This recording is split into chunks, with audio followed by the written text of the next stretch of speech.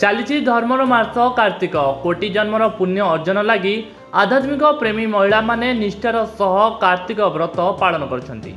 मास सारा दिन तमाम पारଳାखेमुंडी पौरांचल समेत निकटवर्ती ग्रामांचल विभिन्न देवदेवी पीठगुड़िकरे भक्त मानक गहली रे चलचंचल होई उठिछि। या सहित कार्तिक मासरे एबे भी बंचिछि आकाशदीप परंपरा। ग्रामांचल और सहरांचल तुलसी मंडप हेउ किंबा कोनोसी देवालय पोता जाइथाय एक लंबा बाउंस से दौड़ी संलग्न होई शिकारे एक माटी हांडी भितरे प्रदीप प्रज्वलन करी आकाशदीप लगा जाइथाय। संध्या पूर्व कार्तिक मास सारा यह दीपदान कराजिबार परंपरा रही।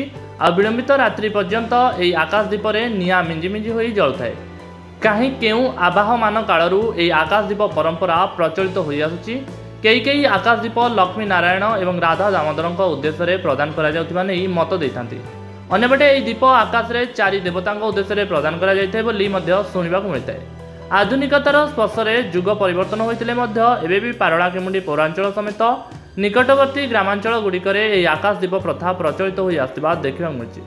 कार्तिक मास आरंभ तथा कुमार पूर्णिमा परदिन ठारू पुणी कार्तिक पूर्णिमा पर्यंत दीर्घ एक मास व्यापी श्री जगन्नाथंकर पूजा अति आडंबर चली थाए। यही समय रे प्रत्येक दिन संध्या आलती पूर्वर आकाशदीप लगा जाई थाए।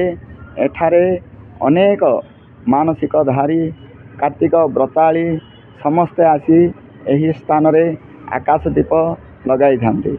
ना यह लगार उद्देश्य होची ना यही समय रे कार्तिक मासरे देवता माने मर्त्य मंडल को आसी थांती। पितृलोक माने आसी थांती।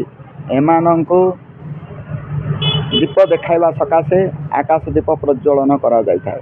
देवतांक हिसाब रे नारायणंक उद्देश्य रे एही आकाशदीप कार्तिक व्रतधारी माने लगाई थांती।